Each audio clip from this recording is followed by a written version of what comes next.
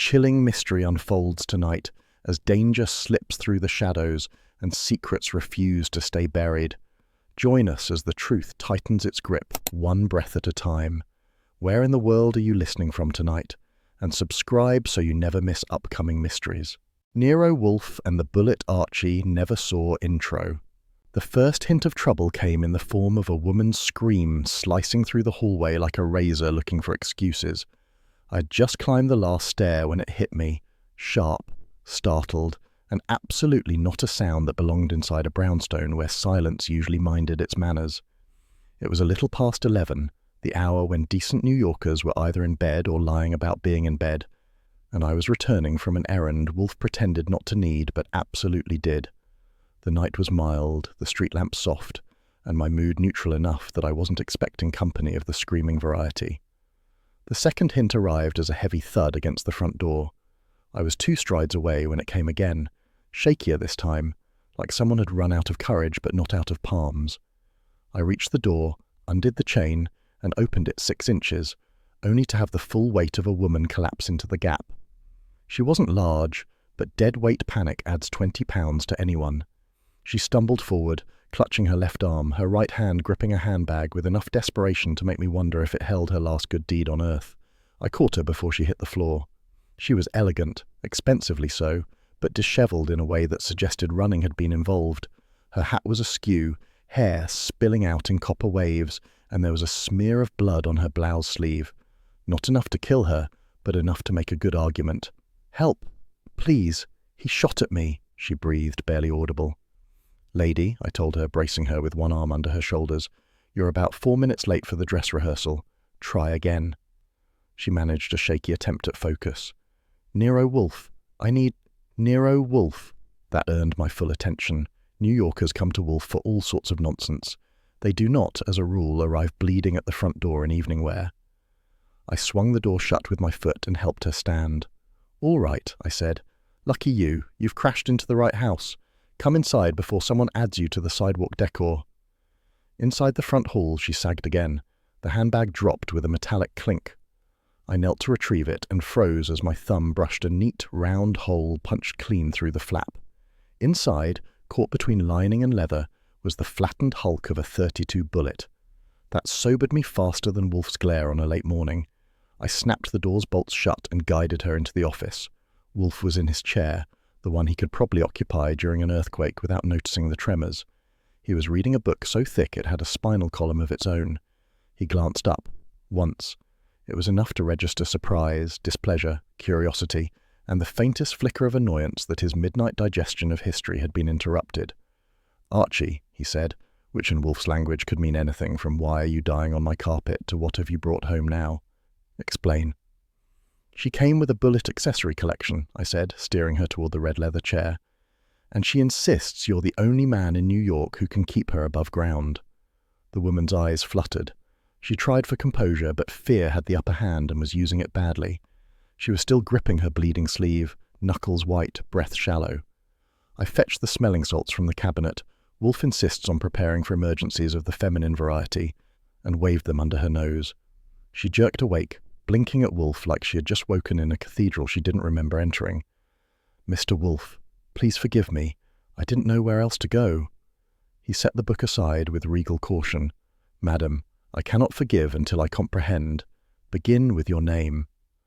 "Dora," she panted. "Dora Mellin. I work for Hargrave and Bell." That got a fractional lift of Wolfe's brow. Wall Street firms tended to make Wolfe's lip curl, or his appetite rise, depending on the season. "What is your business there?" he asked. "I'm a secretary, or was. I don't know what I am now. Someone stole our internal financial ledgers. A colleague, Philip Kent, warned me I'd be blamed. He told me to get out, to run, to see you." Her voice shook again. "And then someone followed me. They fired at me near 7th, and again when I reached this street." "That part checks out," I said, holding up the purse. "Souvenir included." Wolfe eyed the purse briefly. "Let me see." I brought the handbag over and held it out. He didn't touch it. Wolfe avoids handling anything that smells of the outside world unless it's a beer, a book, or a particularly eloquent insult. But he studied the flap like it was a botanical specimen. "The angle," he murmured. And the compression. Curious. What's curious? I asked. He leaned back, fingers steepled. That bullet was not meant for her. Dora stared. But it hit my bag. Pfui, Wolfe said softly. If the bullet were intended for you, Miss Mellin, the shooter would have aimed for your torso, not your handbag. Judging from the tear, the shot was fired slightly downward, not straight on. It was intended to strike something, or someone, behind you. Behind her. That planted a seed of discomfort in my stomach. I replayed the scream, the thud at the door, her frantic pounding. Whoever fired the shot hadn't been trying to stop her. They'd been aiming past her. But who would they be trying to hit? She whispered. That, Wolfe said, is the question on which your life presently depends. She shivered violently. I reached for a blanket draped on the couch and tucked it around her shoulders. Wolfe glanced at me, a small acknowledgement, not of approval, but of shared purpose. Dora swallowed hard. Mr. Wolfe, Philip said someone inside the firm was stealing millions. He said the ledger had names, payments, shell accounts. He told me he trusted no one, not even Hargrave, not even Bell. He said I had to take the ledger to someone incorruptible. Wolfe's mouth compressed.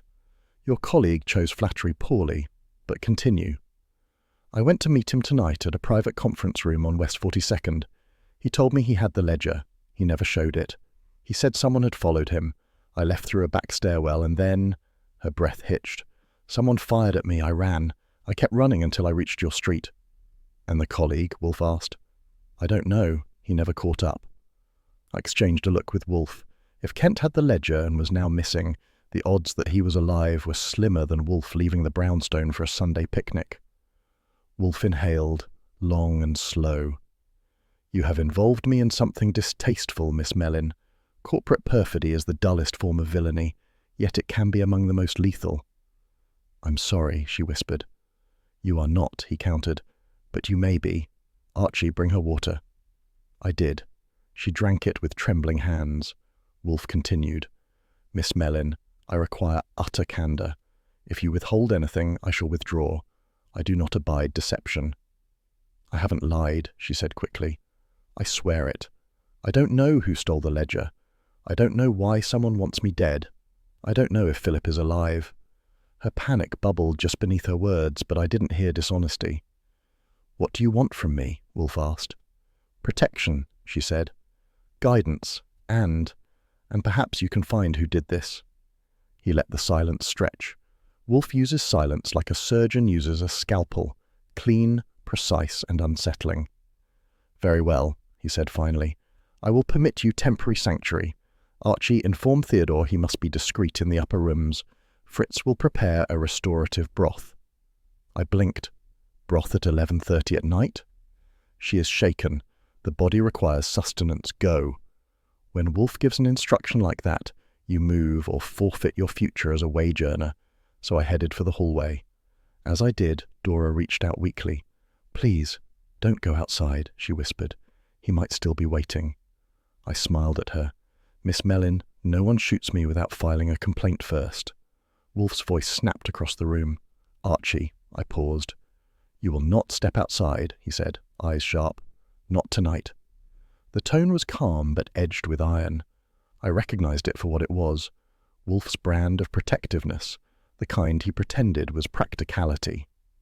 All right, I said. But if someone's out there with a third-rate aim and a first-rate grudge, I'd like to know before he starts practicing. We will know, Wolfe said, but not by offering your hide as target practice. Pfui. That was as affectionate as Wolfe gets. I took it. Dora sagged deeper into the chair. She was exhausted, frightened, and for the moment, safe. Wolfe rang the bell for Fritz. As the chime faded, Wolfe closed his book with the air of a man accepting an unwelcome but compelling invitation. Archie, he said, this woman brings us the stench of Wall Street corruption. I fear tonight's event's a prelude. Prepare yourself. Tomorrow will be tedious. I grinned. If bullets are tedious, I can't wait for the exciting part. He glared at me, but his annoyance had softened into something almost fond. The brownstone settled into a hush, the kind that follows storms and precedes inquiries.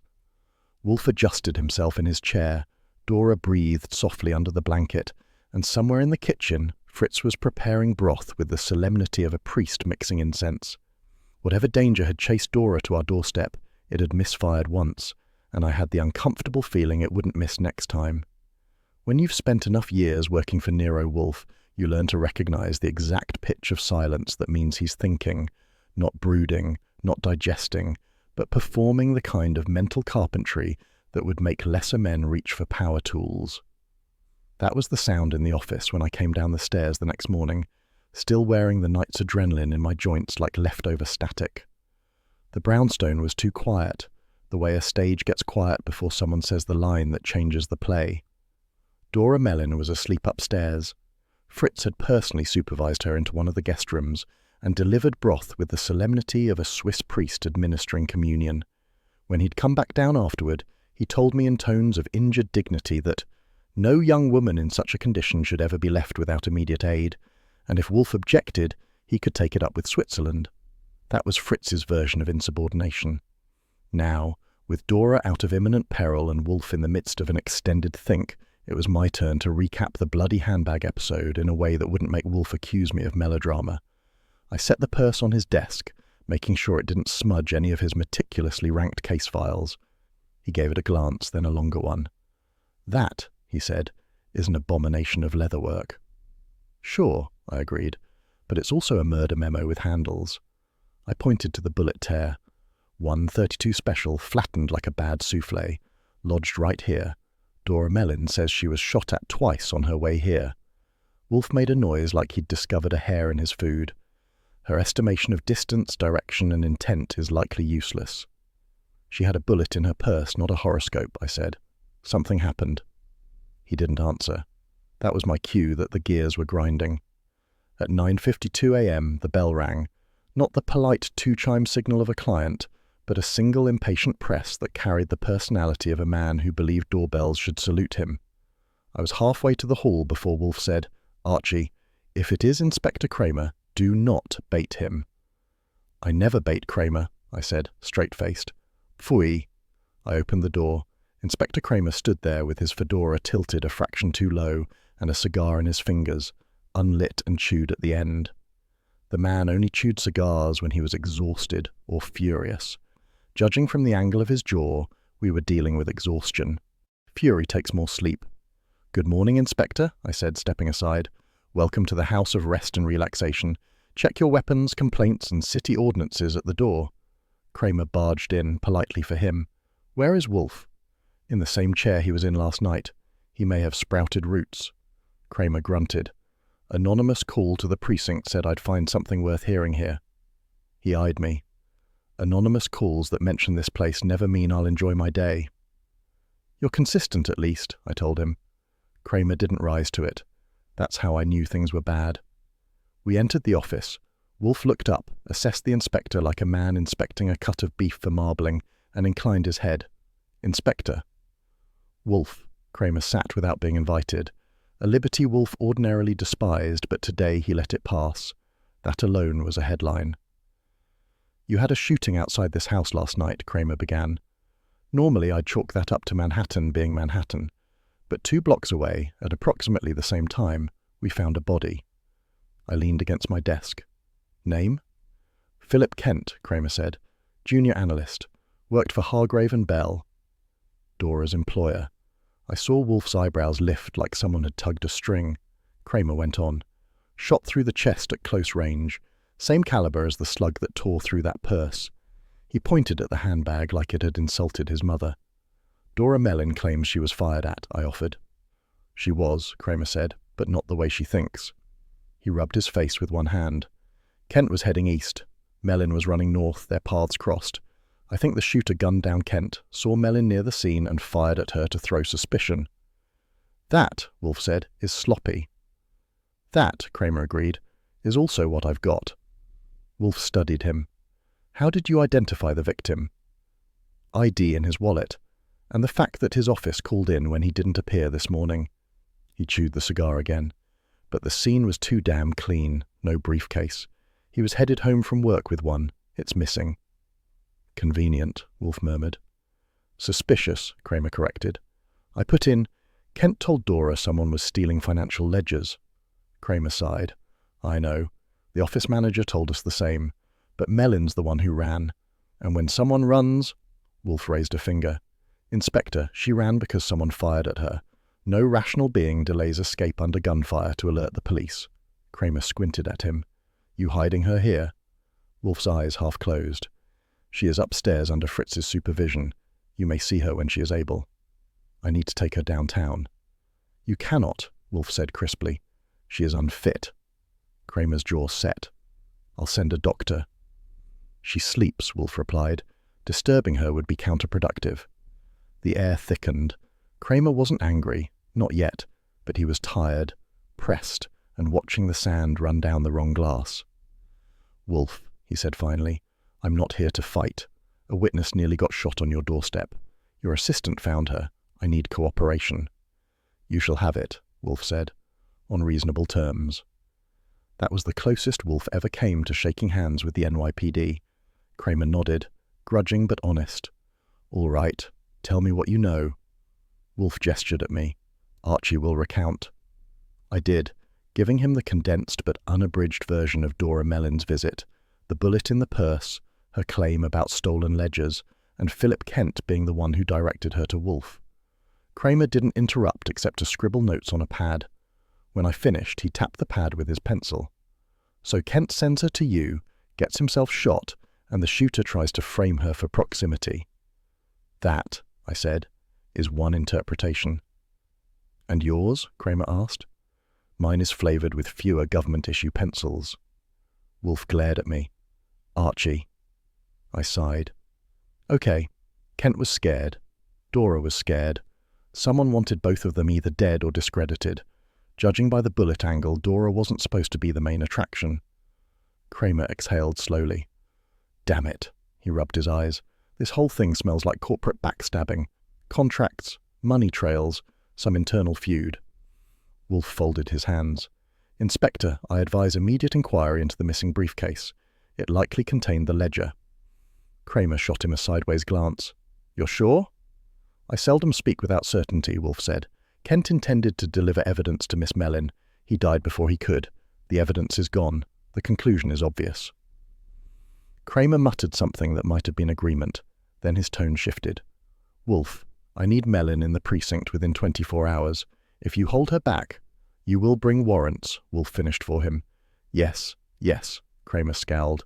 Don't play coy. Wolfe leaned forward, and for a moment his voice softened, not warm, but respectful. Inspector, your integrity is the only warrant I require. You seek truth, not leverage. I acknowledge that. Kramer blinked. Compliments from Wolfe are rarer than eclipses. He stood. All right, I'll hold off on subpoenas, but if Mellon is lying to you, or to me, I won't wait. She will speak to me soon, Wolfe said, and if she lies, I will expel her before you need raise a hand. Kramer nodded once, tired, professional, and, I think, secretly grateful someone else was doing mental gymnastics for him. He headed for the door, paused, and added, Call me when she wakes. Wolfe inclined his head. I shall. Kramer left without slamming anything, which is as affectionate as he gets. When the door closed, Wolfe looked at the purse again. Archie, he said, voice tight. Miss Mellon must be interrogated the moment she is coherent. Deceit will doom her. Understood, I said. And if she's telling the truth? Then, Wolfe murmured, we hunt. He pulled the bell cord. That meant Fritz, that meant food, and that meant the conversation was over until Wolfe decided it wasn't. A moment later, Fritz appeared in the doorway. Lunch in 10 minutes. Wolfe shut his eyes in satisfaction. Ritual closure achieved. As for me, I typed a note for the files, looked at the bloody purse, and decided that if Wall Street ever opened a shooting range, they'd have more clients than they could count. By the time Dora Mellon opened her eyes again, the brownstone had the air of a patient man holding his breath. That patient man was Nero Wolfe, planted in his oversized chair like a monarch who'd temporarily tolerated an uprising but had no intention of letting it escalate. It was just after 3 in the afternoon, orchid hours not yet begun, lunch safely digested, and the office thick with the kind of expectant quiet that makes even the dust motes tread lightly. I was standing near the window pretending to sort mail, which is how I look when I'm actually watching Wolfe think, when Dora stirred beneath the blanket Fritz had tucked around her with parental precision. Her hair was mussed but still stylish enough to make Fifth Avenue proud, and her face had the drawn, fragile look of someone who'd fallen asleep in fear and woken up with fear stretching beside her. "Miss Mellin," I said gently, stepping closer. "Welcome back to civilization. You checked in last night after a gunfight. Housekeeping hasn't changed your towels yet." She tried a smile, but it wobbled. Am I safe here?" "As safe as anyone can be within 40 feet of Wolfe's temper," I said. "Don't worry, he only directs the blasts at me." "Archie," Wolfe said without looking at me, "stop provoking the patient." He wasn't wrong. She needed steadiness, not my stand-up routine. But my brand of bedside manners includes humour, and frankly, I've seen it work more often than smelling salts. Wolfe shifted in his chair, studying her with eyes that took in every trill of emotion. "Miss Mellin, you may speak now. But first, are you prepared to be entirely forthright? If you conceal anything further, I shall withdraw my protection." Dora swallowed hard. I will tell you everything." "Good." Wolfe's voice softened, but only slightly. "Begin." She took a shaky breath. "I work at Hargrave & Bell. We handle accounts for manufacturing firms, shipping contracts, wartime suppliers. Very large sums move through our books every week." I nodded. "Wall Street roulette." She shivered. "Last week, Philip Kent, he was a junior analyst, asked me to meet him privately. He said something was wrong with the ledgers, that figures weren't matching, that someone was siphoning off money. Millions." Wolfe raised an eyebrow. "Millions?" "Yes, through a shell corporation. He showed me a few typed excerpts, but the real proof was in the company ledger, a black leather book with entries only senior partners should handle. Kent said he stole it." Wolfe's eyes narrowed. "He stole it?" "He said he had to, that if it stayed in the office it would disappear or he would. He begged me to take it to someone who couldn't be bribed." She looked at Wolfe and her voice broke slightly. "He said that was you." Wolfe closed his eyes a brief moment, irritation masked as composure. "Go on." "I met Philip tonight at a private conference room near Bryant Park. He was terrified. He kept saying we were being watched. He said we couldn't stay long, and he'd give me the ledger later. Then he told me to run, so I did." "And someone fired at you," I finished for her. "Twice." She nodded miserably. I paced slowly behind Wolfe's chair, hands in pockets. "Let's talk about Hargrave & Bell. Who benefits most from a missing million or two?" Dora hesitated. I thought perhaps Mr. Hargrave." "Colin Hargrave," I said. "Senior partner. Reputation for moral crusades, right?" She nodded. "He terrifies me. He storms around the office quoting statutes and ethics codes. I always feel like I'm about to be fired, even when I've done nothing." "So naturally," I said, "you assume he's guilty." Her cheeks reddened. "Not assume. Fear, maybe." "There's a difference," Wolfe said. "Fear clouds judgment. We require clarity." She looked down at her hands. "Miss Mellin," Wolfe went on, "to suspect a man for intimidation is naivete. You must present something resembling fact, not nerves." That stung her, but it also steadied her spine. "I'm sorry," she whispered. "I just don't know who to trust." Wolfe leaned back, fingers steepled. "Trust me for now. And trust Mr. Goodwin's ability to irritate anyone who threatens you." "That's true," I said. "It's a gift." Dora let out the ghost of a laugh. Emotionally, she was still dangling over a precipice, but humour at least gave her a rope. We worked through details: Kent's schedule, Hargrave & Bell's security, a private conference room, and Kent's last words. Everything pointed to one thing. Someone inside the firm had been moving funds through shell accounts, and Kent caught them. Someone had killed him for it, and they weren't finished. Wolfe absorbed the information with quiet intensity. "Archie," he said, "you will contact Mr. Saul Panzer at once." "Saul? I thought we were saving him for advanced algebra." "Pfui. Tell him I require discreet investigation into Hargrave & Bell. Background, public filings, press mentions, client histories. Nothing touching police evidence." "Right. Public threads only." "Yes. And Archie." He drifted into a pause long enough for me to see a paternal warning forming behind his eyes. "Exercise prudence," he finished, which, in Wolfe's dictionary, translates to, "If you get shot, I'll have to hire a new assistant, and that's tiresome." "I'm always prudent," I said. "Archie," Wolfe rumbled. "Fine. I'll dodge bullets. Again." Dora looked horrified. "Please don't put yourself at risk for me." "Miss Mellin," I said, "risk is my brand, right after charm, and charm is harder to reload." Wolfe actually exhaled through his nose, which for him might as well be chuckling. She went on. "I last saw Philip around 8:30. He said someone might be following him. He kept looking at the hallway lights." "Why?" I asked. "He said he thought the office was bugged." That gave Wolfe pause. If there was one thing he despised more than incompetence, it was eavesdropping. Who would bother bugging a financial office, I mused. Retailers arguing about paper clips? "No," Dora whispered. "Something bigger. Philip said the falsified entries connected to wartime supply chains. He said the stakes were enormous, political." The room temperature dropped about 5 degrees. "Well," I said, "that's just delightful. War contracts and stolen millions. My favourite combination." Wolfe rubbed a temple. "The motif is corruption." "Which kind?" I asked. "The kind that kills." At that moment the phone rang, sharp, insistent, and much too early in the day for human happiness.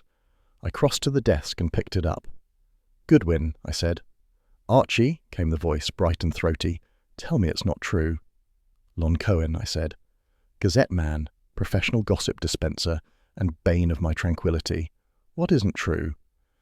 "That Wolfe is hiding a prime witness in a financial murder," Lon replied cheerfully. "Front page of the morning edition, big as your hat size." I nearly dropped the phone. "What?" "You heard me. We ran it 30 minutes ago. Anonymous tip. Wolfe obstructs investigation, protects unknown female from police questioning. Only you two could make murder look like a garden party." I kept my voice as even as possible. "Lon, you rat. If you've blown this woman's cover—" "Relax. No name. Just Wolfe." Then, more seriously, "You boys are in the crosshairs now. The DA's office is sniffing. Thought you'd like the warning." "I'd like a retraction." "And I'd like a diamond mine. Call me when you have quotes." He hung up. I stared at the receiver for a moment, then set it down gently, the way you handle something explosive and fragile, like dynamite or Wolfe's checkbook. Wolfe looked at me. "Archie?" "Congratulations," I said. "We've made the headlines again. Apparently you're harboring a fugitive financial conspirator." Dora's face drained of blood. Wolfe's jaw locked into a square that could have dented steel. "Anonymous tip?" he asked. "According to Lon." "Phooey," Wolfe muttered. "Idiocy thrives in anonymity." "What does this mean?" Dora whispered. "It means," I said, "someone wants the whole world to know you're in this house, and someone wants pressure on Wolfe, and someone wants you scared." "Someone is succeeding," she said softly. Wolfe rose, not fully, but enough to shift his weight with authority. "This is intolerable," he said. "Archie, contact Saul immediately. Then secure a photostat of the morning paper. We must know precisely what lies we contend with." "Right." I headed for the phone. "And Archie," Wolfe added, voice low and firm, "you will not leave the brownstone until I instruct otherwise." I turned to him, surprised. "You worried I'll be followed?" "Yes." He didn't elaborate. He didn't need to.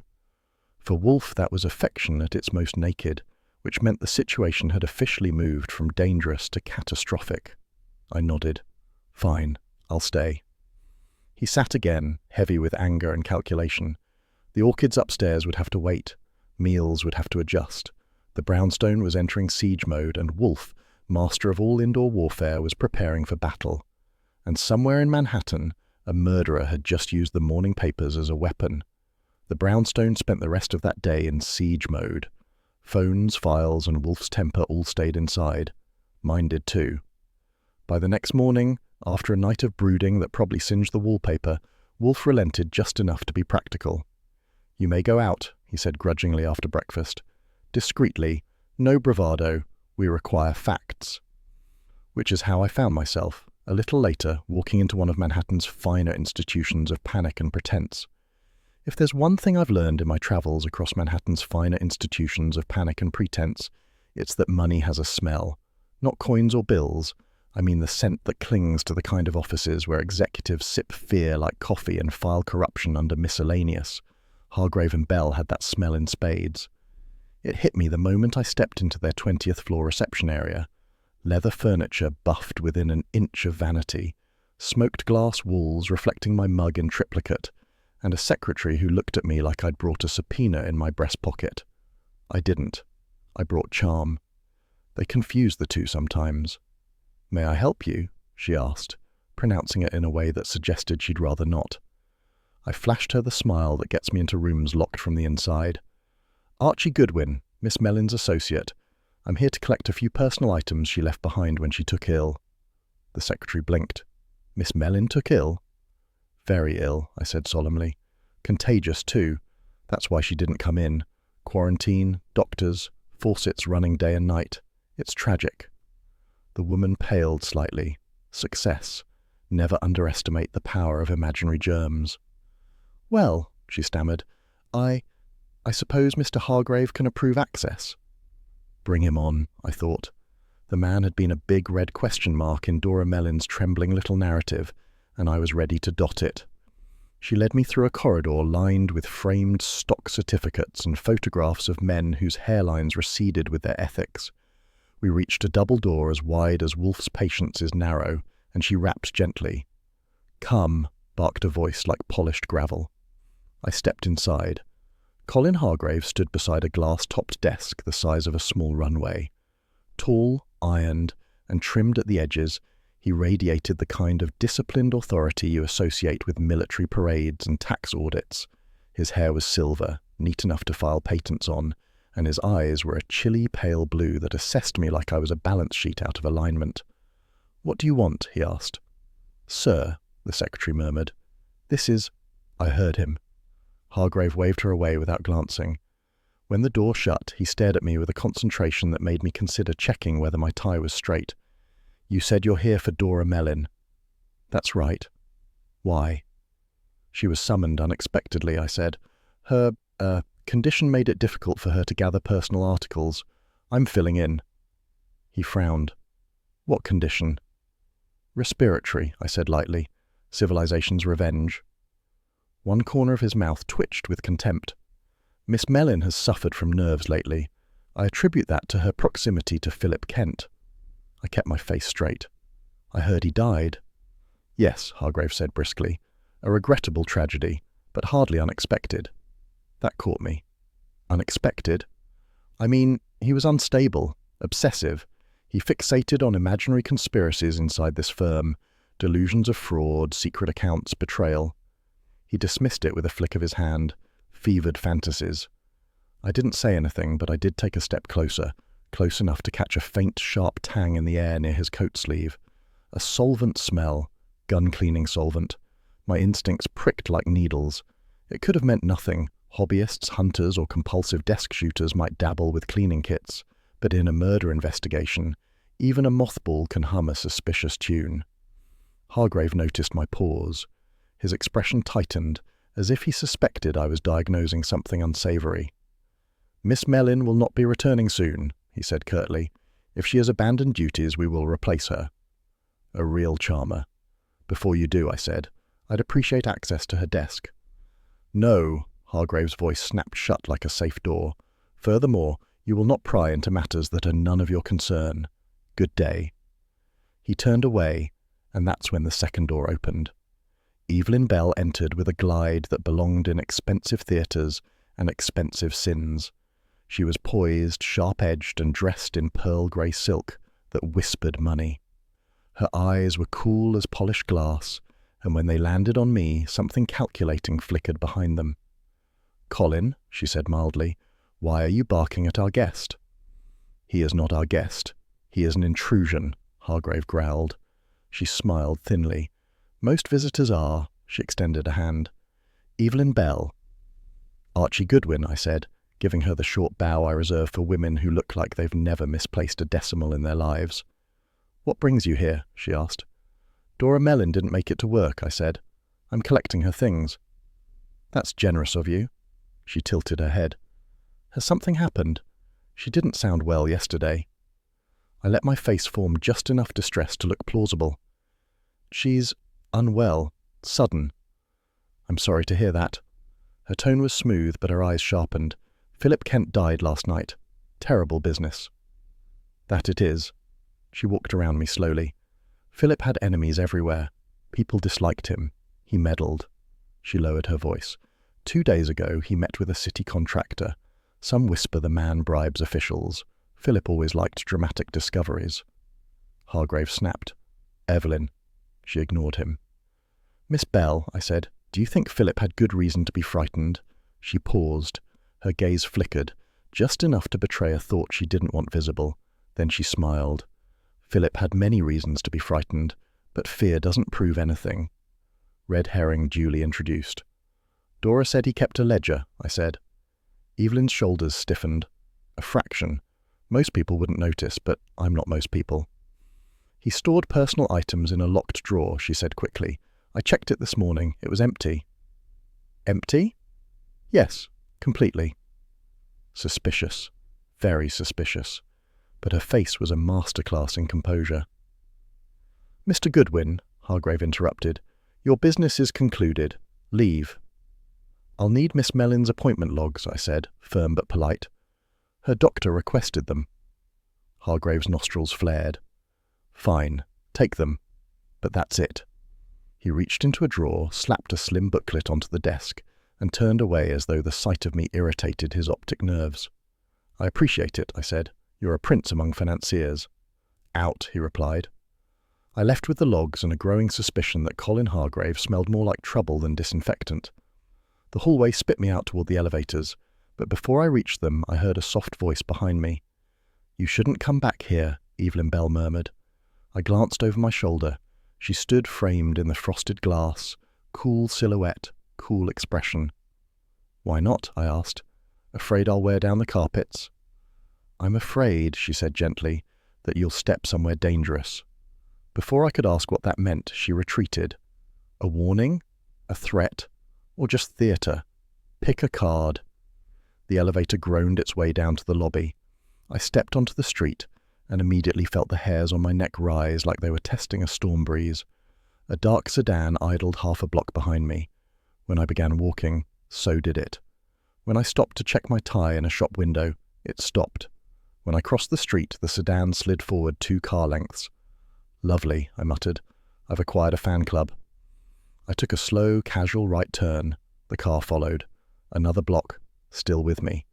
I zigzagged, doubled back, merged into a stream of pedestrians, and glanced over my shoulder. The sedan had halted, as though the driver was reconsidering his purchase of a tailing license. Then, with a final test of loyalty, it rolled slowly away. Subtle, I muttered.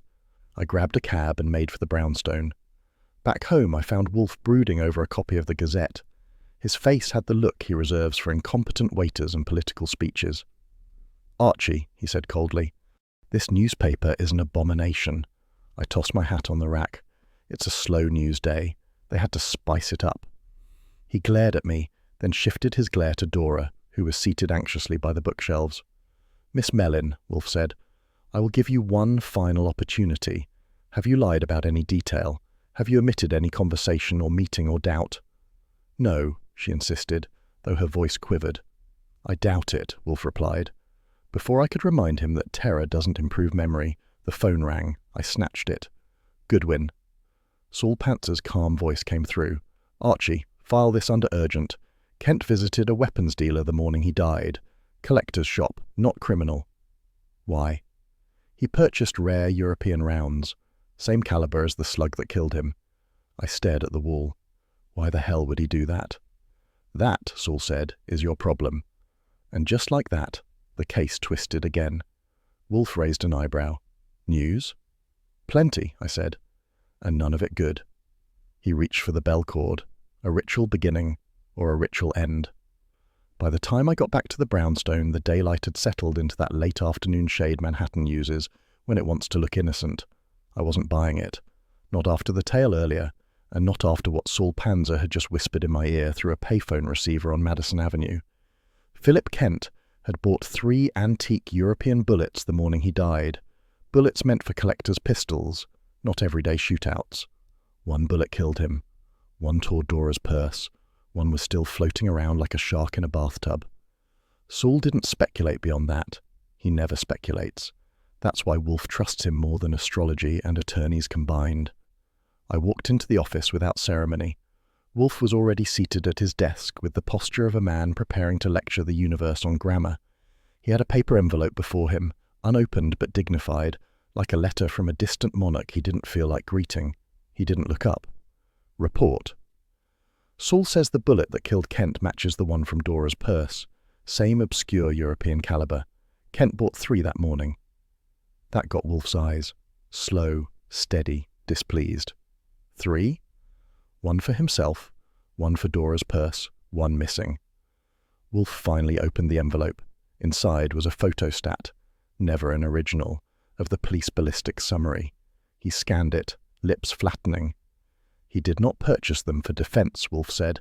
No sane man arms himself with rare ammunition ill-suited for common firearms. That's one interpretation, I said, taking a ginger ale from the table. Another is Kent was thinking about starting a museum.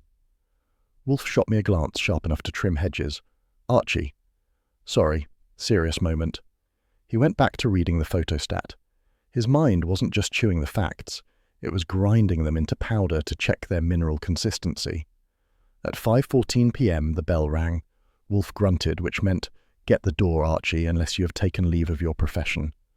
I stepped to the hall and opened it. Inspector Kramer stood there looking like a man who had slept in his clothes, skipped breakfast, and fought 3 committees before lunch.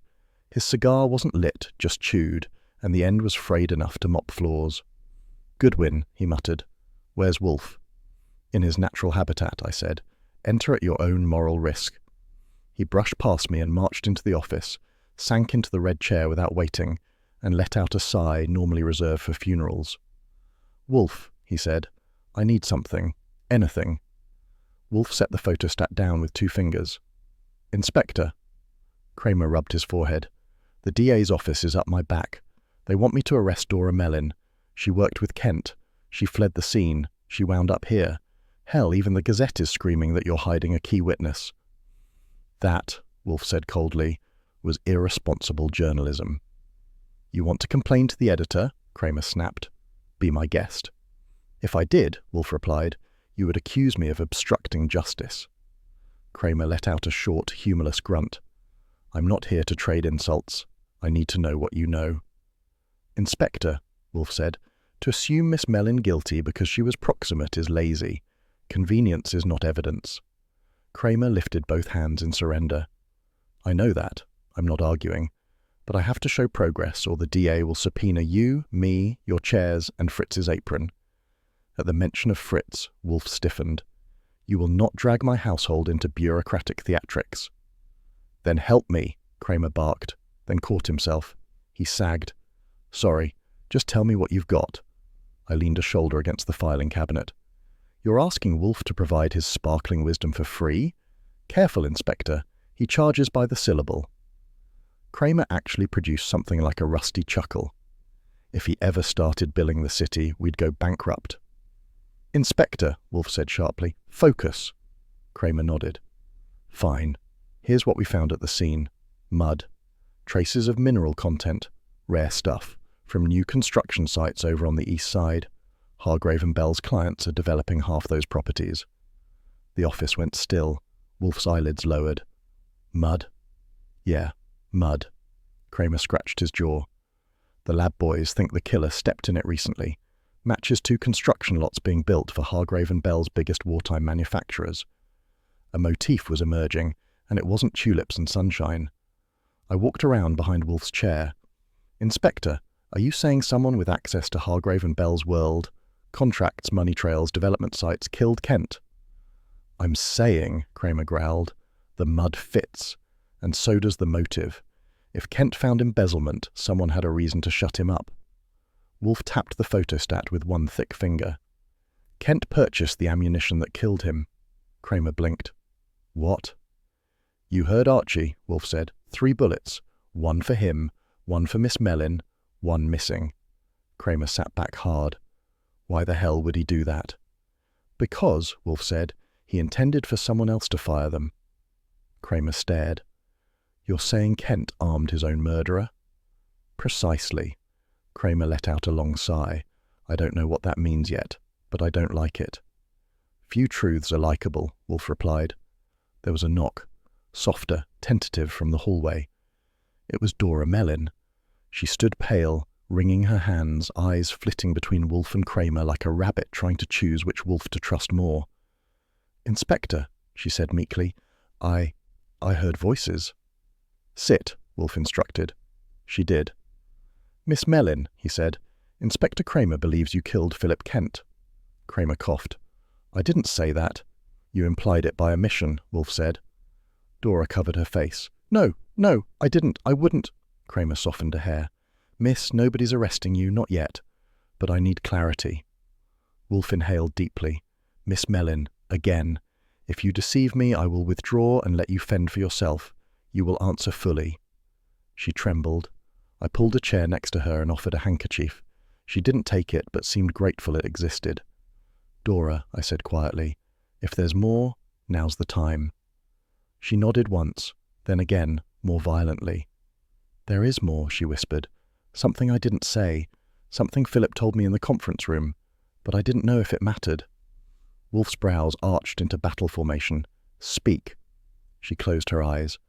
Philip said, he said the money wasn't just being stolen, it was being diverted for something else, something terrible. Terrible how? I asked. He said someone inside the firm was funneling funds into a private militia contract. The room froze like it had swallowed ice. A militia, Wolfe repeated flatly. Yes, Dora said. He said it could ruin dozens of people if exposed. He said he didn't trust Hargrave, or Miss Bell, or anyone. He wouldn't say the name. He only whispered that it was someone invisible. Kramer's cigar dropped to his lap. He didn't notice. Why didn't you say this earlier? I asked. Because he didn't write it down. He didn't show me the ledger. I thought it was just another fear, another panic, until he died. Wolfe rose. Not all the way, but enough that the air pressure changed. I warned you, he said, voice low and thunderous, against withholding. I'm sorry. You do not grasp, he growled, the peril you created. You invited assassination attempts into my home by trimming truth. Dora broke into tears. Kramer stood, awkwardly patting her shoulder. It's all right, miss. You're not charged with anything yet. Just breathe. Wolfe turned away, jaw clenched. Archie. Yes, sir. No more interviews until I say so. No departures from this house. We are surrounded by duplicity. Understood. Wolfe's hand hovered over the bell cord, but he didn't pull it. Instead, he stared at the photostat as though it had personally murdered civility. The scene ended not with orchids or food, but with Wolfe's silence, heavy and calculating. A suspense hook if I ever felt one. If there's one sound that reliably tightens the air inside the brownstone, it's the silence that comes right before Wolfe decides someone has lied to him. It's not a loud silence. Wolfe isn't theatrical in the usual way, but it's charged, like the room knows a thunderstorm is about to learn manners. That was the quality of quiet hanging over the office when Dora Mellin finally broke. She sat hunched on the edge of the red chair, twisting a handkerchief so tightly I half expected it to file for workers' compensation. Wolfe leaned back with his fingertips pressed together, watching her with an expression equal parts patience and demand. I stood by the globe, because standing helps me feel useful when the emotional temperature dips below freezing. Miss Mellin, Wolfe said, in a tone that would make a Senate subcommittee rethink its priorities. You will tell us the name. Dora's lips trembled. I didn't want to say. It didn't feel real. Philip whispered it so quietly. Name, Wolfe repeated, softer but far more dangerous. She exhaled like she'd been holding her breath since 1942. Henry Voss. The name sat there between us, ordinary, unimpressive, about as exciting as boiled cabbage at a boarding house. I frowned. Voss, the quiet fellow in portfolio management, wears brown suits that look allergic to laundering. That Voss? Dora nodded vigorously. Wolfe regarded her as though evaluating the structural integrity of her courage. Explain. Philip said Voss was involved, she whispered, that he handled foreign trade accounts, the ones being siphoned. But Voss he's so normal. so harmless. That, I said, is what people always say before normal men commit interesting felonies.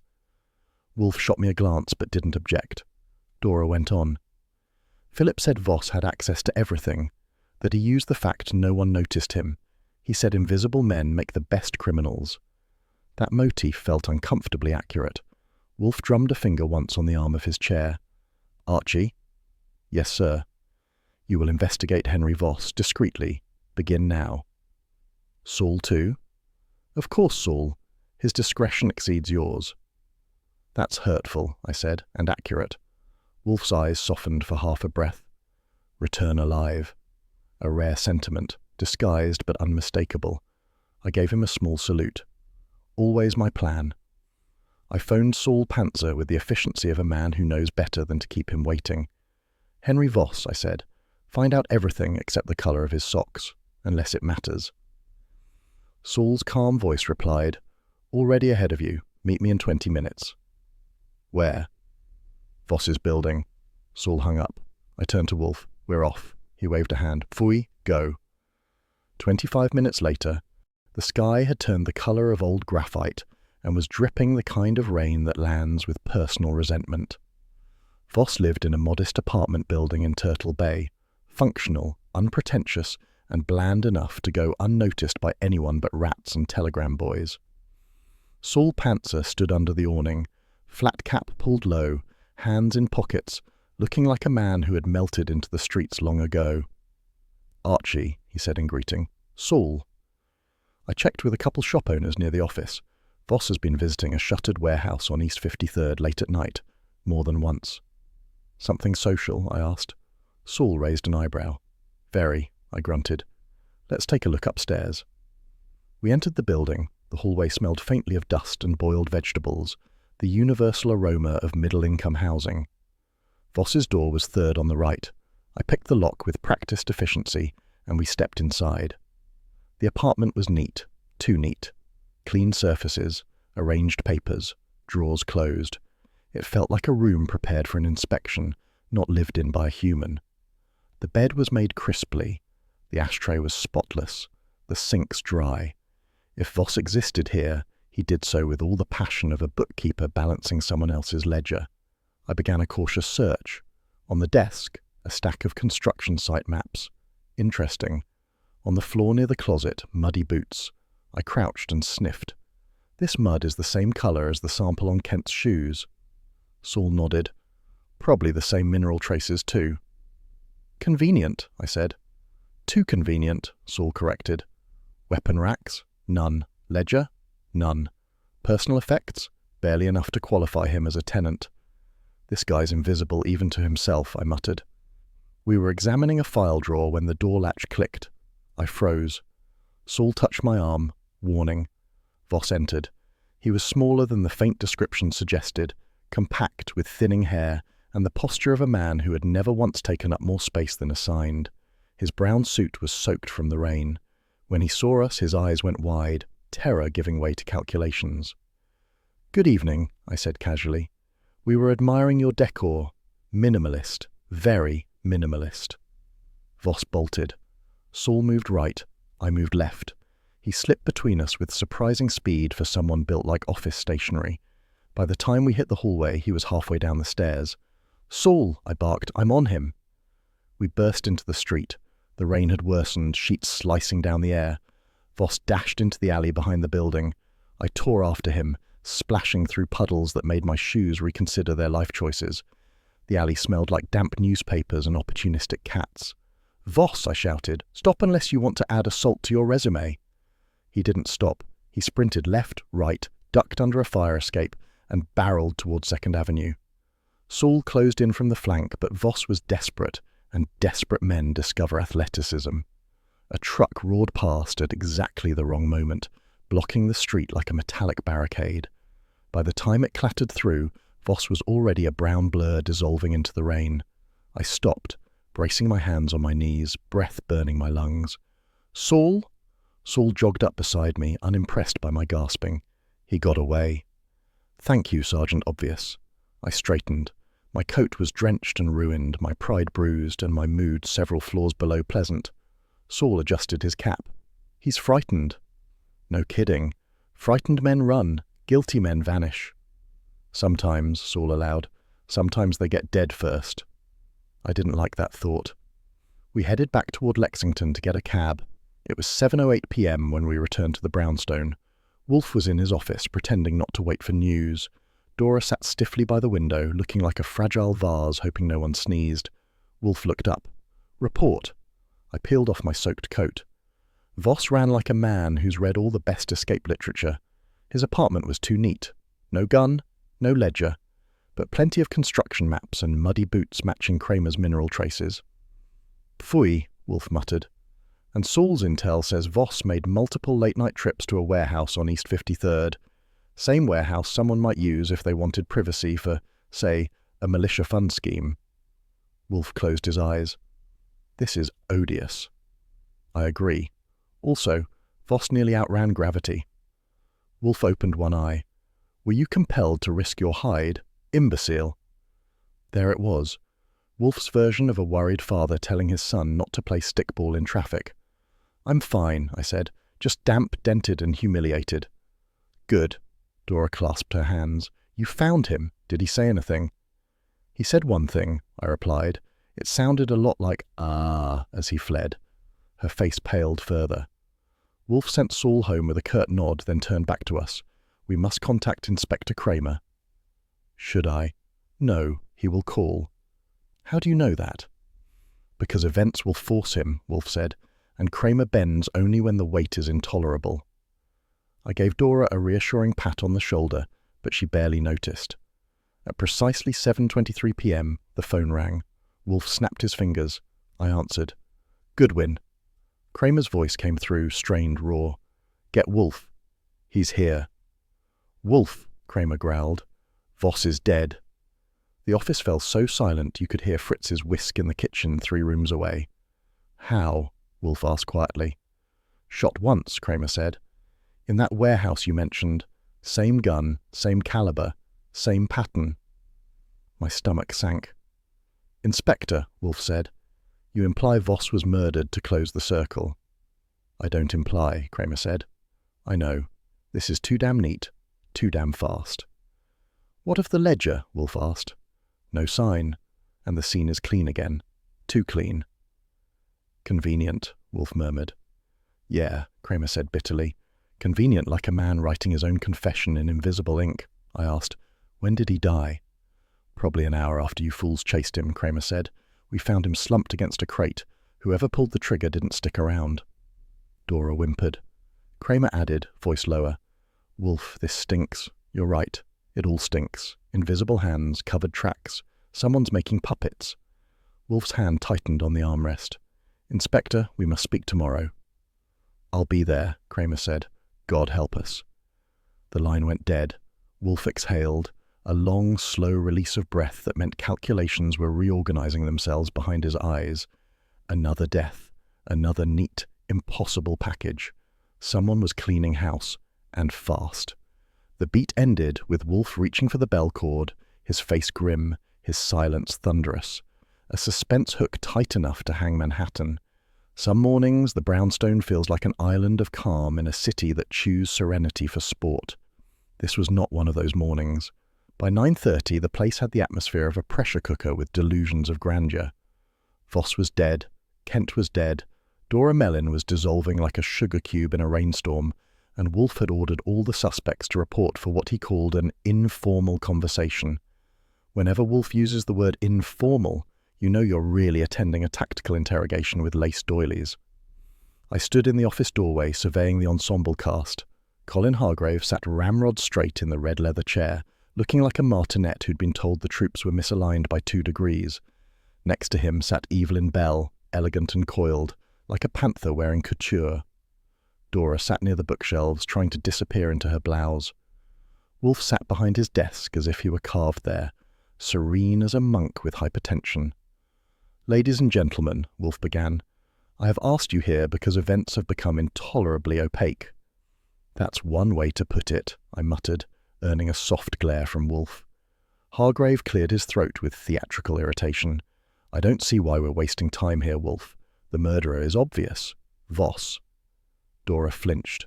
Evelyn's eyes flicked sideways. Wolfe steepled his fingers. Do elaborate, Mr. Hargrave. Voss was obsessed with foreign contracts. He handled accounts touching wartime manufacturing. He had access to Kent's files. He was quiet, secretive. That describes half your staff, Evelyn Bell cut in dryly. Hargrave whipped her a look. Kent told you Voss threatened him. He told me Kent was unravelling, she countered. Always scribbling figures, muttering about conspiracies. Voss was harmless. He's dead, I offered helpfully. Dead men are often harmless. That got me 3 looks. Dora's horrified, Bell's amused, and Hargrave's furious. Wolfe simply closed his eyes in resignation. Dora gathered herself. Philip wasn't unstable, not at all. He was frightened. He said Voss was terrified of something bigger than the both of them. Hargrave scoffed. Nonsense. Kent panicked over shadows. Perhaps, Wolfe said, but shadows do not fire bullets. Silence settled. Wolfe let it stretch just long enough to rearrange their thoughts. I walked behind the chairs, adjusting minor things, partly to give the impression of activity, partly to enjoy watching executives sweat in a room they did not control. There's a special satisfaction in watching men accustomed to commanding switch roles with the furniture. Evelyn Bell smoothed her skirt. If Philip found something, he should have come to us, not run with it. That ledger. Wolfe's eyes snapped open. Miss Bell, he said sharply, how do you know about the ledger? The room froze, and Evelyn blinked beautifully. Why, Dora mentioned it. Dora stammered. I didn't say ledger. I only said Philip had evidence. Wolfe lifted his chin like a king detecting treason. Indeed. Hargrave looked from one to the other. What ledger? Philip must have told me, Evelyn said lightly. He was paranoid, babbling. No, Wolfe corrected. You slipped. You referred to a date from the ledger before anyone here mentioned it existed. Only someone who saw it would know. Evelyn's mask held, flawlessly, but I saw the tiniest flicker in her jaw, the kind that spells trouble in 6 languages.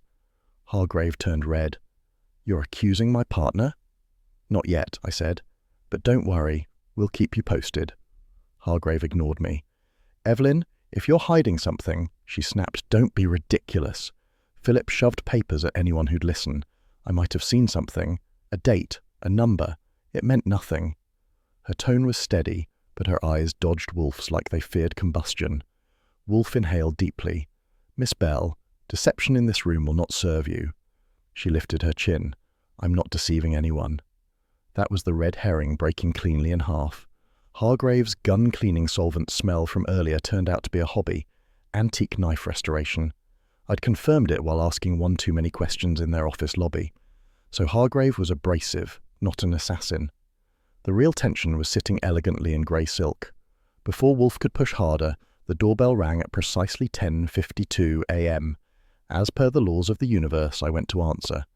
Inspector Kramer entered with a sigh that sounded like it had been aging in barrels since Prohibition. He held his hat under one arm, cigar between his teeth, unlit, chewed nearly to a stump. Wolfe, he said by way of greeting. Then to me, Goodwin. I held up a hand. Inspector, watch your step. We've already got 3 tempers on the floor. He grunted something that might have been amusement. He marched into the office and took stock of the suspects with a cop's quick scan. A party, he muttered. Wonderful. Inspector, Wolfe said. Save it, Kramer replied. I'm not here to argue. I'm here to share. That prompted eyebrows all around. Sharing is not Kramer's dominant verb. He pulled a small notebook from his coat. Voss's gun was wiped clean, prints gone. But the mud on his shoes, same rare mineral content we found at Kent's scene. That means Voss was alive hours after Kent died. Dora gasped softly. Hargrave bristled. So? That doesn't prove anything. It proves, Kramer said evenly, that the timeline in the Gazette is crap. Someone wants the public to think Voss killed Kent. Someone who knows how to launder a story. I glanced at Evelyn Bell. Her gaze didn't move, but her neck tensed. Wolfe folded his arms. Inspector, I concur. The narrative is contrived. Kramer gave Wolfe a look of grudging respect. Glad we agree. Don't get used to it. Nor would I, Wolfe said. Their truce lasted exactly 4 seconds. So, Kramer continued, which one of these people should I drag downtown first? Evelyn stiffened. Hargrave scowled. Dora nearly melted off her chair. Wolfe shook his head. Inspector, none of these people should be detained without evidence. Kramer bit down on the cigar. You offering some? Soon, Wolfe said. That had better mean hours, not days. We shall see. Kramer sighed his way to the door.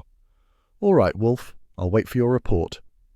It was the closest thing to a handshake those two ever exchanged. After he left, the office air thinned just enough to breathe again. Hargrave stood abruptly. This is absurd. Evelyn, we're leaving. You may go, Wolfe said. Miss Bell stays.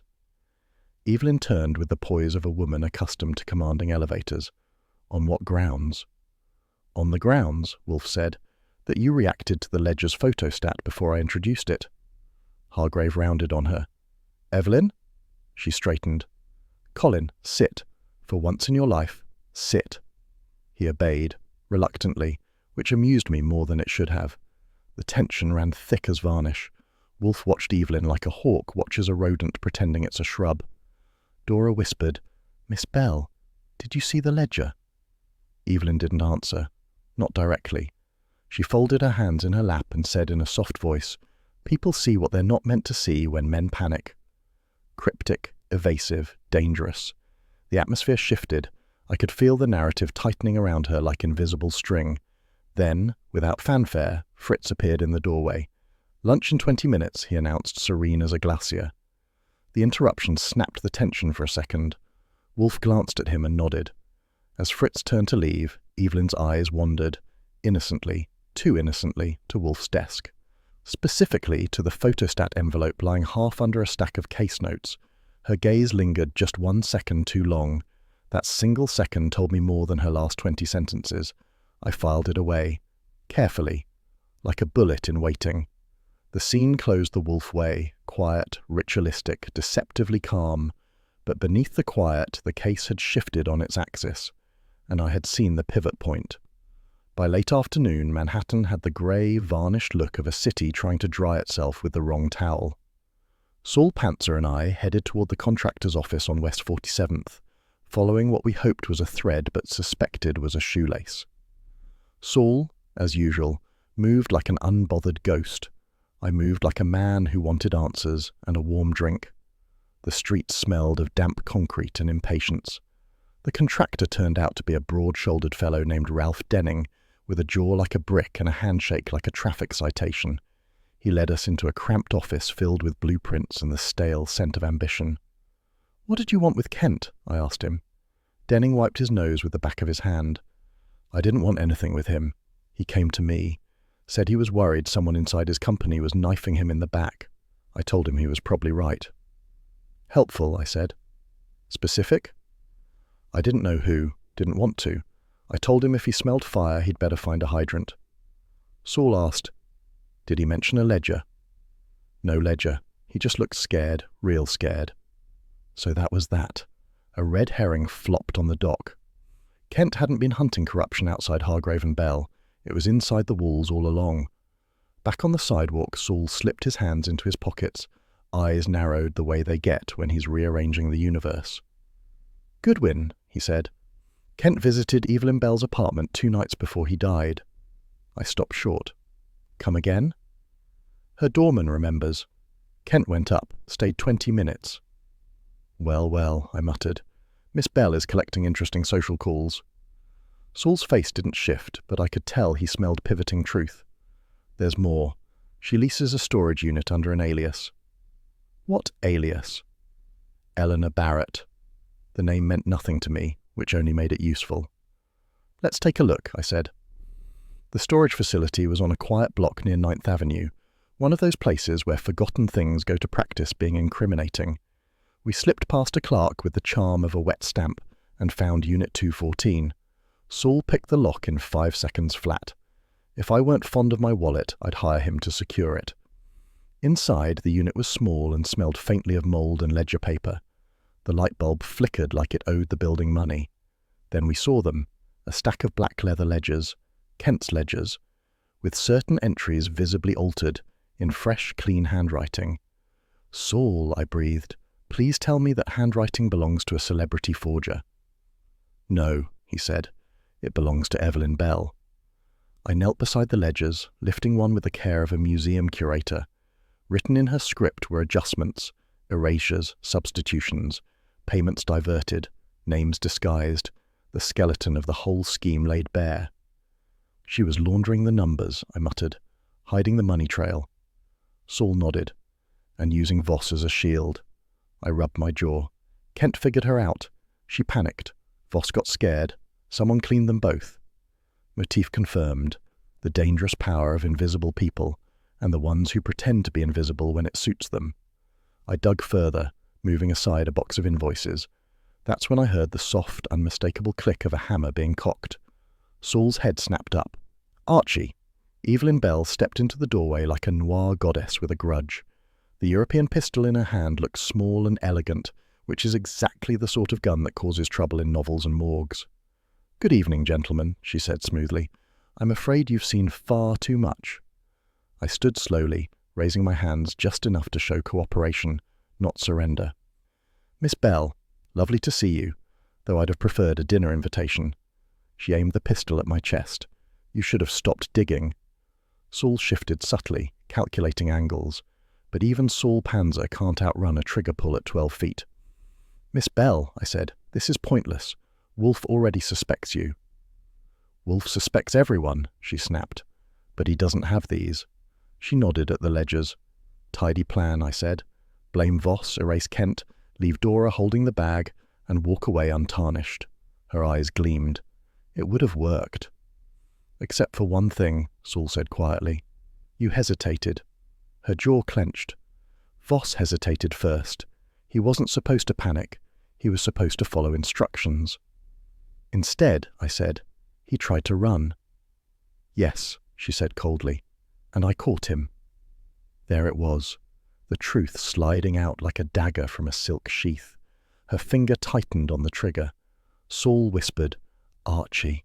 I didn't get a chance to finish whatever improvisation I was about to try. Evelyn fired, but not at me. She sent a round into the metal shelf beside my shoulder.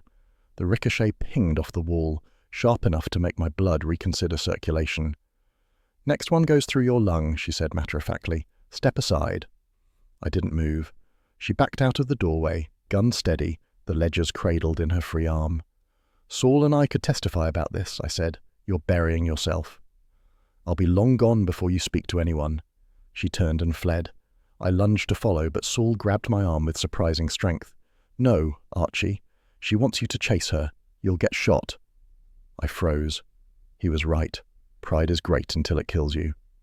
We raced into the hallway anyway, but Evelyn was already gone, swallowed by the maze of units, stairwells, and the city beyond. I slammed my hand against the wall. "Damn," Saul exhaled. "We have enough.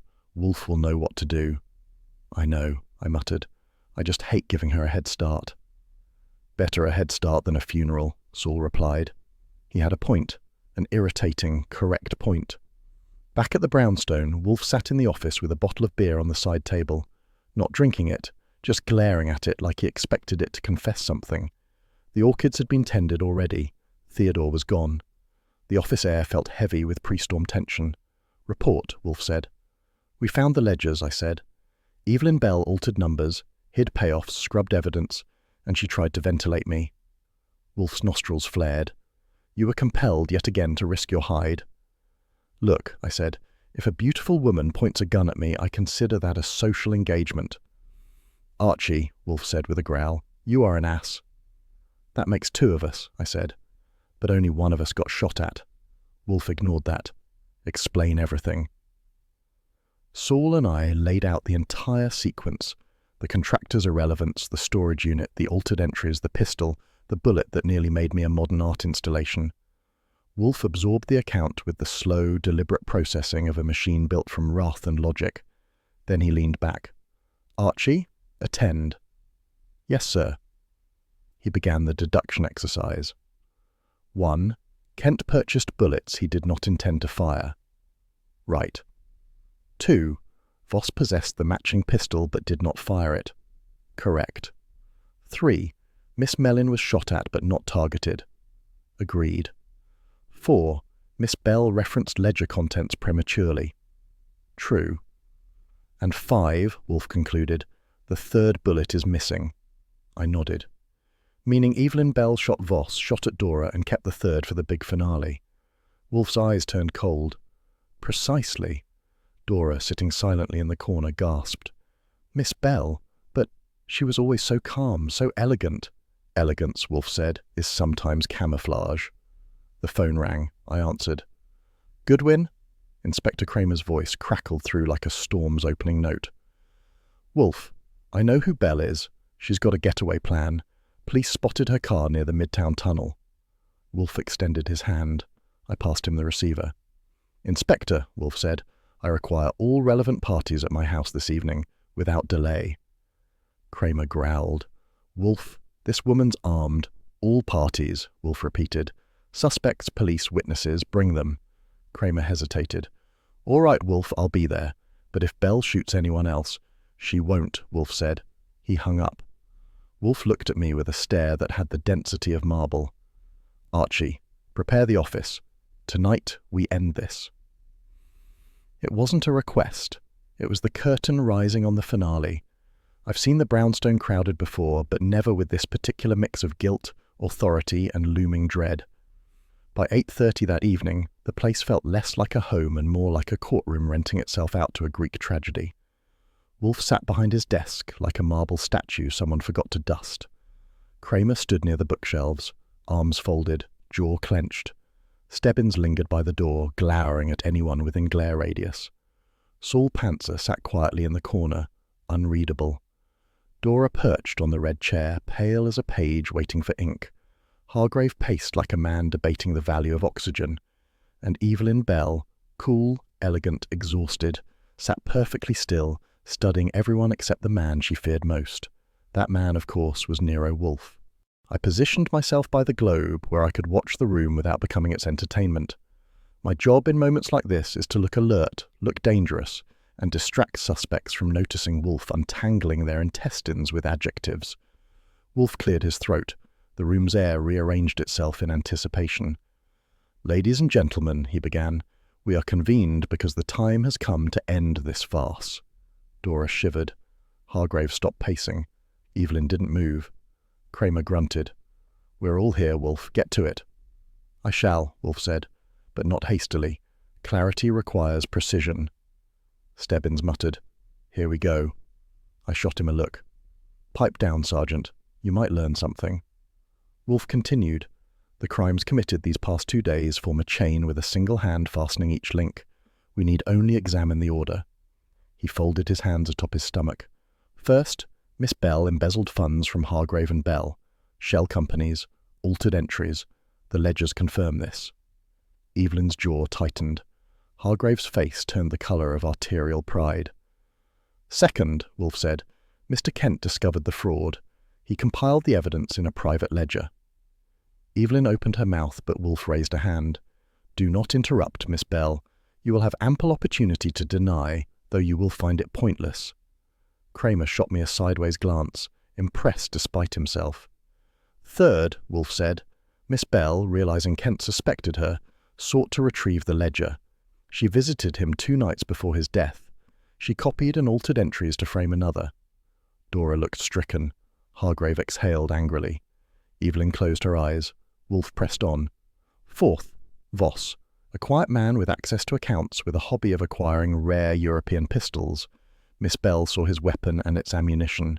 She reasoned that if she used Voss's firearm to commit the killings, suspicion would fall on him. Kramer nodded slightly. Stebbins scratched his chin. Fifth, Wolfe said, Miss Bell shot Mr. Kent, using Voss's pistol. She then arranged the crime scene to suggest Voss fled or panicked. Evelyn didn't speak, but her fingers curled around the armrest with vicious control. Sixth, Wolfe said, Miss Mellin. He turned his gaze toward Dora. You, Miss Mellin, were used. Miss Bell shot in your direction not to kill you, but to create an alibi, placing you near Kent's murder, implicating you preemptively. It was a strategy of misdirection, not execution. Dora trembled. She meant to frame me? Yes, Wolfe said simply. Hargrave growled. You monster. Sit, Wolfe commanded. Hargrave sat. Wolfe leaned back. Seventh, the third bullet. That made the room lean forward. "That bullet," Wolfe said calmly, "was found lodged in the exterior brickwork of my brownstone, an angle and depth consistent with a shot fired from the street toward my front door." Every eye swung to me. It clicked. Hard. Wolfe continued. "Miss Bell believed Mr. Goodwin had obtained Kent's ledger. She spotted him tailing Hargrave and Bell earlier, so she waited outside my house to eliminate him. She fired as he opened the door, but Miss Mellin, stumbling, intercepted the line of fire." My stomach dropped. "That," Wolfe concluded, "is the bullet Archie never saw." A chill ran up my spine like an uninvited guest. For all the bullets I've dodged in my career, and the ones that only graze my dignity, that one hit closer than I liked. Kramer exhaled through his nose. "Son of a..." Stebbins swore quietly. Wolfe continued unbroken. "8th, Voss's death. Miss Bell, realizing Voss was frightened and unpredictable, lured him to the warehouse and killed him, again using his own weapon." Evelyn's posture stiffened. "You have no proof of that." Wolfe's lips curved minutely. "On the contrary, Mr. Pantzer?" Saul stood smoothly. "Miss Bell, you made one mistake." Her eyes flicked to him, wary. Saul went on. "You forgot the camera inside the storage facility.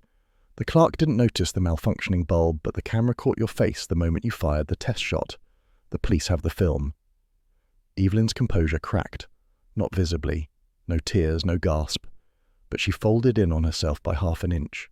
In Evelyn Bell's emotional vocabulary, that was a full confession. Kramer's eyebrows shot up. "Saul, you saint!" Saul tipped his cap modestly. Wolfe resumed. "And 9th, motive. Miss Bell sought to consolidate her position at Hargrave and Bell. She believed embezzlement justified ambition. Kent's discovery threatened her structure. Voss's fear threatened her secrecy. Mr. Goodwin threatened her escape. Miss Mellin threatened her misdirection." He paused.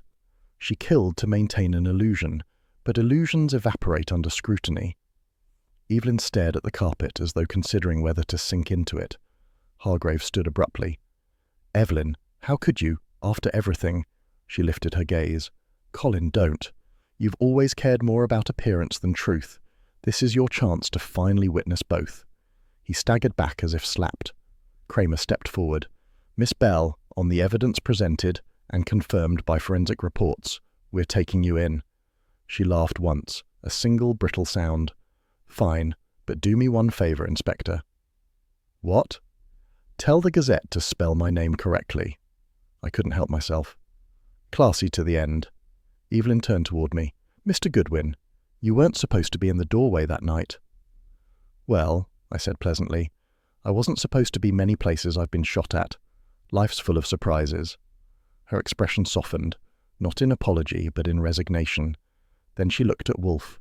"You really are intolerable." Wolfe inclined his head. "An opinion shared by many, but accuracy protects me." She didn't resist when Stebbins handcuffed her. No theatrics, no excuses, just exhaustion, the kind that comes when every lie has finally fallen silent. Kramer guided her to the door. At the threshold, he paused and looked back at Wolfe. "Nice work, Wolfe," he said gruffly.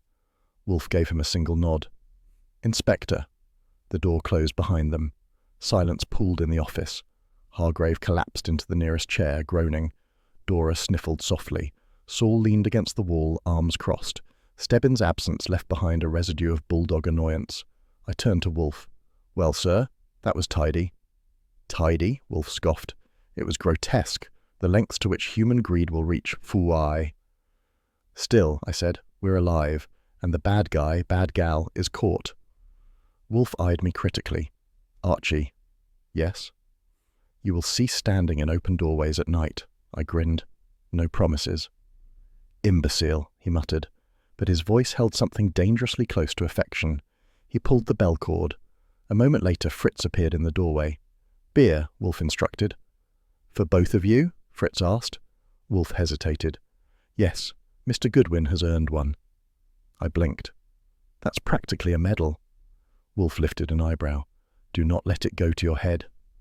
The scene ended with Fritz bringing the tray, Wolfe receiving his chilled glass and me savouring a sip that tasted like victory.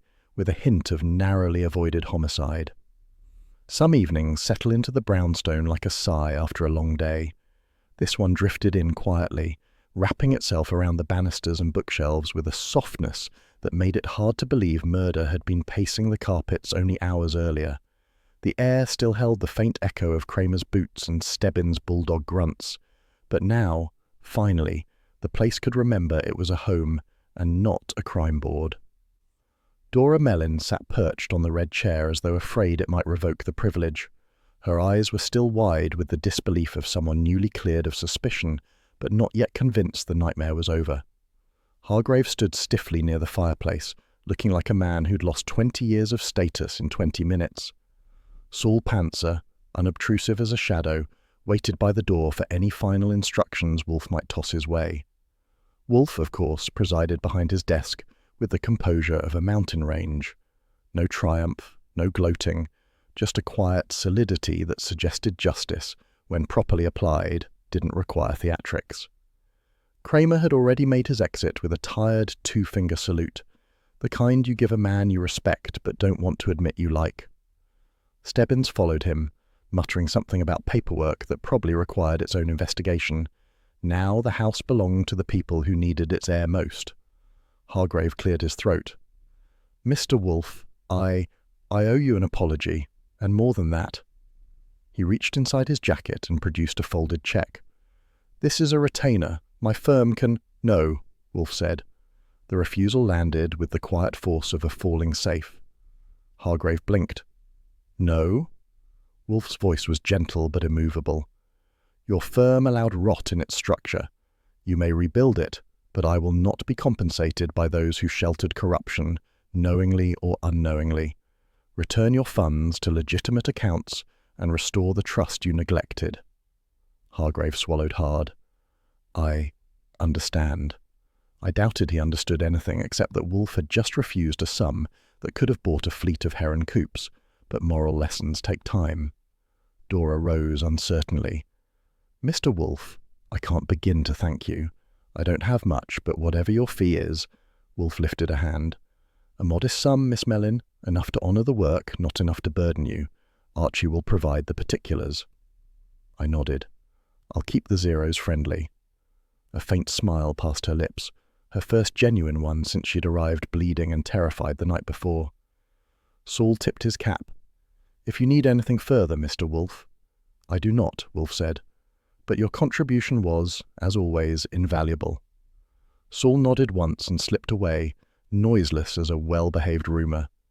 As soon as the door clicked shut behind him, Fritz appeared in the office entrance with the timing of a stage cue. "Dinner will be ready in 12 minutes. Wolfe inclined his head. "Thank you, Fritz." I swear Fritz glided away. He's the only man I know who can make retreating look dignified.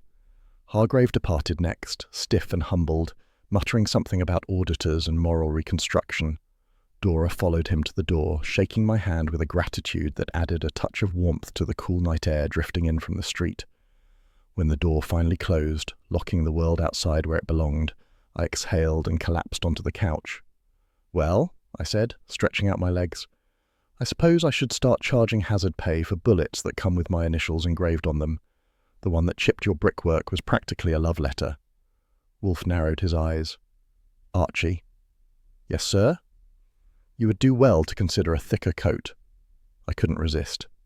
"To stop bullets?" "To stop your impulse to intercept them," he snapped. "Or perhaps cultivate prudence." That might sound like scolding to the untrained ear, but after working with Wolfe long enough, you learn to translate. What he meant was, "I'm glad you're alive, you magnificent idiot." I grinned. "You worry about me."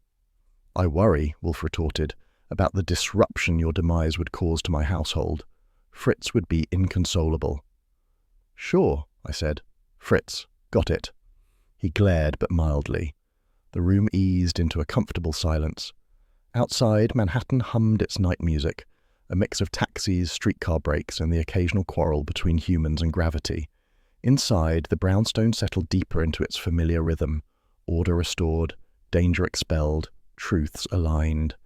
A ring from the bell cord broke the quiet. I got up automatically. "Beer time?" "Yes," Wolfe said simply. I retrieved the chilled bottle and glass from the dining room tray Fritz had prepared, placing them on Wolfe's desk with the ceremonial precision the moment deserved. He poured half the bottle with the reverence of a priest handling sacraments. As he lifted the glass, I caught his eye. "Case closed?" "For now," he murmured. I flopped back into my chair. "Well, for the record, I prefer cases where no bullets come near my head. Call me sentimental." "You are sentimental," Wolfe agreed, "but in this instance justified." He took a sip of beer. I watched him settle, comfortable and victorious in a way only Wolfe could be, without smiling, without boasting, simply existing in a universe he had forced into proper alignment. Across from him, I let my thoughts unravel in that noirish fashion dangers inspire.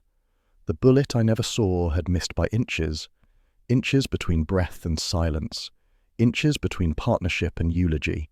But Wolfe, stubborn, brilliant, immovable Wolfe, had seen the truth before any of us stepped into the line of fire. That was the difference between us. I chase leads, he waits for them to surrender, and together, somehow, we make it out alive. Dinner's scent drifted in from the dining room. Roasted duck with spices I couldn't name but wanted to.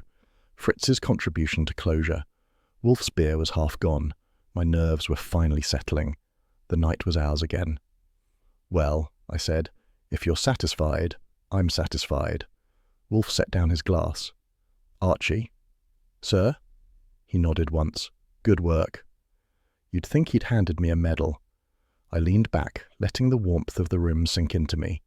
Outside, the city carried on with its usual clamour, but inside the brownstone, inside this improbable fortress of orchids, logic, and Wolfe's ego, we had earned our peace, for the night at least. And with that, our story closed not with a gunshot, but with warmth, wit, and the soft clink of a beer glass, the truest sound of victory this side of West 35th Street.